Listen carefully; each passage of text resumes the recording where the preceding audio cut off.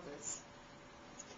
On my recent visit to England, I arrived on Father's Day, as it so happened, and my family and I had a family get-together that evening at the pub. It was like a carvery pub, so it's a dinner and a pub in a pub setting.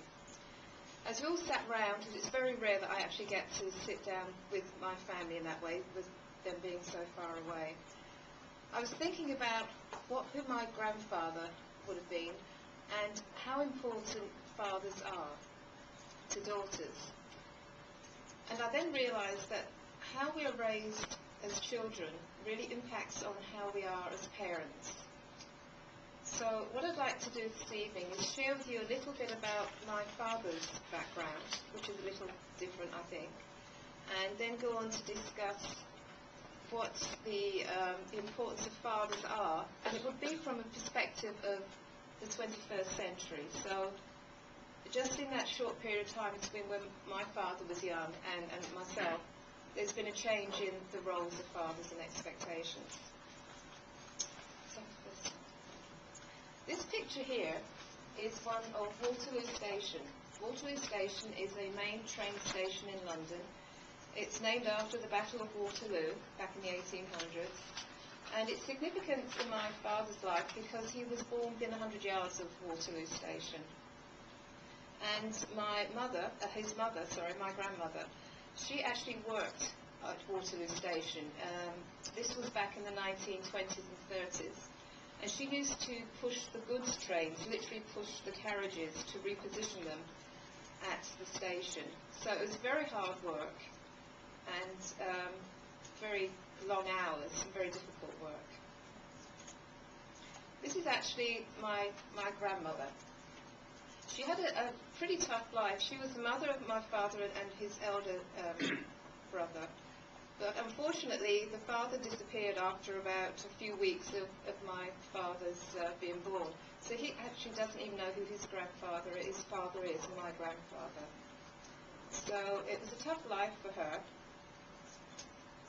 And as a consequence of this, the life in that particular area was there were no spas in those days for stress relief. There was no going to the gym for stress relief.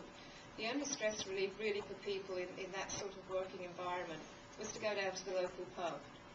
And it was very normal for the parents to be inside the pub and for the children to be outside the pub. And as you can see from this slide here, there are many children outside the pub listening to the music. That's because there's many parents inside who are actually drinking. Now today that would be considered to be a terrible, terrible thing, but in those days, before the days of babysitting and all these family supports, this was just considered to be a normal part of life.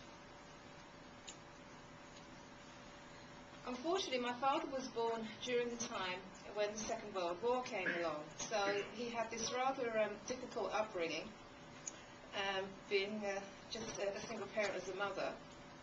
And then in addition to that, by the time he reached 12, 13 years of age, he ran into the Blitz of the Second World War, and that's what this picture is about. He tells stories of being on tops of rooftops, watching the bombs drop, him and his friends, watching the bombs drop. They didn't have toys in those days. They used to pick up the shrapnel from the bombs and anything else. They could get like war souvenirs, for want of a better word. And the Blitz was something which happened day after day after day, so it must have been quite horrendous. And also, unfortunately, he was not one of those children who was evacuated during the Second World War. I'm not quite sure why, but I think my grandmother wanted him to stay in the area because once the children were sent away, she would be totally by herself. So he went through the whole war in the Blitz. And this is actually a picture of my father. He was around the age of 12 or 13. And what interests me about these pictures, actually, both this one and the earlier one of my grandmother, is they were desperately poor, which was normal for everybody in that area. They were working class poor. So they didn't have probably shoes on their feet, had barely enough food to the table, and yet they always had their pictures taken. Now, I'm sure he must have borrowed the Sunday best suit from somewhere, and the same with my grandmother, but they always had one or two pictures of them from that particular era. So that stays there now. So now you know a little bit about my father's background. Now what I wanted to talk about is how important fathers are in the roles of daughters. And you have to remember this is from the perspective of now, of the year 2010. I'm sure if this was written back in my father's day, it would have been very, very different. So a father will most likely be the role model for your daughter's future partner. If her father is supportive and encouraging, then this is who she will marry. If you want your daughter to have a happy and fulfilling life, you have to be the role model that will enable her to choose a partner who will support her in her dreams and aspirations and who will make her happy. If a father is seen by his daughter to be helpful and supportive, helping with chores around the house, then this will become the norm for her as well. She will not have a life of drudgery and resentment because she has a partner who is unable to support her.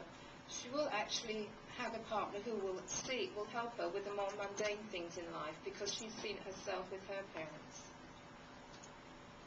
If the father is seen to be loving and supportive towards his wife, then the daughter will expect the same in her life as well. If she sees the respect that you have for your wife, this is what she will expect. Remember that children see everything that we do, and they store it away and may use it many, many years later. Remember that life isn't about the things that you buy for her. The gifts are nice, but what you're doing when you give your daughter some money to, say, buy a dress, she will come back to you then and say, doesn't this dress look nice? It isn't that she wants you to see she looks nice in the dress. What she's really trying to do is to see that you have approval. So she's seeking your approval for what she's wearing. So it isn't the money that's important to her. It's how you make her feel. It's the emotion that's connected to it.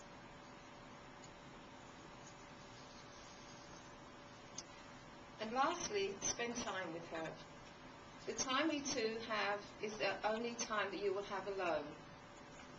And if you listen to her, it will give you insight as to how she is progressing as an adult, how she's doing in life. And remember, you don't always need to have the answers. You just have to listen and to understand. While this is not an exhaustive account of my father's life, and I have shared some thoughts about the importance of a father, in closing I would like to remind you to not underestimate the role that a father plays. It is vital to that of your children, and especially to that of your little girl, no matter how old she is. Thank you.